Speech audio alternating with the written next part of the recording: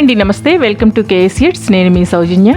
ఈరోజు మనం శుభకార్యాలలో హోటల్స్లో పెరుగన్నానికి కాంబినేషన్గా వడ్డించే ఇన్స్టెంట్గా అప్పటికప్పుడు చేసుకునే మామిడికాయల ముక్కల పచ్చడిని లేత జీడి మామిడికాయలతో అద్దిరిపోయే టేస్ట్తో ఎలా తయారు చేసుకోవాలో చూద్దామా.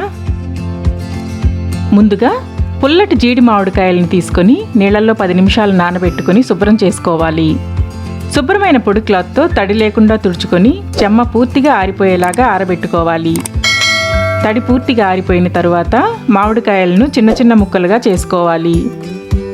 కాయలో ఉన్న జీడిని తీసేయాలి. టెంక ముదర్ని లేత కాయలను జీడి మామిడికాయ అంటారు.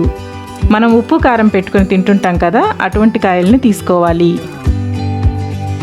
మామిడికాయని చిన్న చిన్న ముక్కలుగా కట్ చేసుకొని గ్లాస్తో ముక్కలను మెజర్ చేసుకోవాలి. ఏ గ్లాస్తో అయినా ముక్కల కొలత తీసుకోవచ్చు. మనం ఏ గ్లాస్తో అయితే ముక్కల కొలత తీసుకున్నామో అదే గ్లాస్తో ఉప్పు, కారం, నూనె, ఆవపిండి కొలత తీసుకోవాలి. ఇది ఇన్స్టెంట్గా చేసుకునే పచ్చడి, ఎక్కువ రోజులు నిల్వ ఉండదు కాబట్టి దీనికి ఏ రకం మామిడికాయలనైనా తీసుకోవచ్చు. సంవత్సరం పాటు నిల్వ చేసుకునే ఆవకాయకైతే ముదురు టెంక, పీచున్న చిన్న రసాలను కానీ, జలాలను కానీ, పుల్లగా ఉండే నాటుకాయలను కానీ తీసుకుంటారు. కానీ ముక్కల పచ్చడికి మనకు అందుబాటులో ఉన్న ఏ రకం మామిడికాయనైనా తీసుకోవచ్చు. ఇక్కడ నేను 300 గ్రాముల మామిడికాయని తీసుకుంటే జీడి తీసేసి ముక్కలు కట్ చేసిన తర్వాత 250 గ్రాముల ముక్కలు వచ్చాయి. గ్లాస్తో కొలత వేస్తే 3.5 గ్లాసు ముక్కలు వచ్చాయి. ఇప్పుడు ఈ గ్లాస్ కొలతను బట్టి ఉప్పు, కారాన్ని తీసుకోవాలి.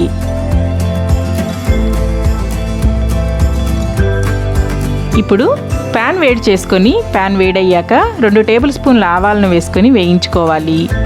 మాడిపోకుండా లైట్గా దోరగా వేయించుకోవాలి. అలాగే 1/2 టీ స్పూన్ మెంతుల్ని వేసుకొని మంచి స్మెల్ రిలీజ్ అయ్యే వరకు లైట్గా వేయించుకోవాలి.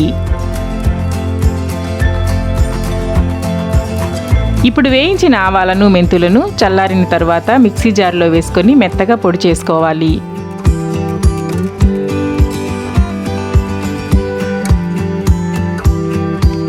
ఇప్పుడు 3.5 గ్లాసు ముక్కలకు 3/4 గ్లాస్ కారాన్ని కలుపుకోవాలి. అలాగే 1/2 గ్లాస్ ఉప్పును వేసుకోవాలి. ఉప్పు ఎక్కువగా వేసుకుంటే కసిమవుతుంది. ఉప్పు సరిపోలేదనిపిస్తే తినే ముందు ఒకసారి చెక్ చేసుకొని రుచికి సరిపడా అవసరమైతే ఉప్పును కలుపుకోవాలి. అలాగే వేయించి పొడి చేసిన ఆవాల మెంతుల పొడిని వేసుకొని ముక్కలకు పట్టేలాగా బాగా కలుపుకోవాలి. 5 గ్లాసుల ముక్కలకు 1 గ్లాసు ప్లెయిన్ కారాన్ని, 3/4 గ్లాసు ఉప్పును, 1/2 గ్లాసు ఆవపిండిని తీసుకోవాలి. పచ్చళ్ళకి ఎప్పుడైనా కారం మరాడించిందైతే ఇంకా రుచిగా ఉంటుంది.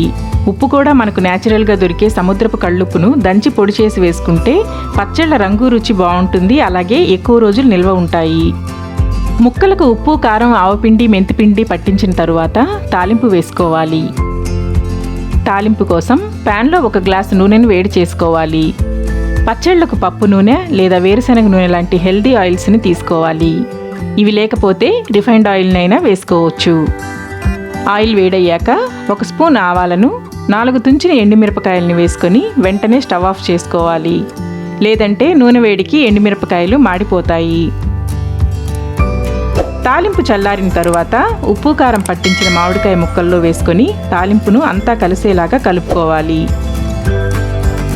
ఇంట్లోకి ముక్కల పచ్చడి చేసుకునేటప్పుడు తాలింపు వేసుకుంటాం, కానీ భోజనాల్లో, హోటల్స్లో అయితే తాలింపు వేయకుండా నూనె కాయకుండా పచ్చి నూనెనే కలుపుతారు. మీ టేస్ట్ని బట్టి తాలింపుని వేసుకోవచ్చు లేదా ఆయిల్ని డైరెక్ట్గా కలుపుకోవచ్చు. ఇప్పుడు రెడీ అయిన పచ్చడి మీద మూత పెట్టి 8 గంటలు పక్కన ఉంచాలి.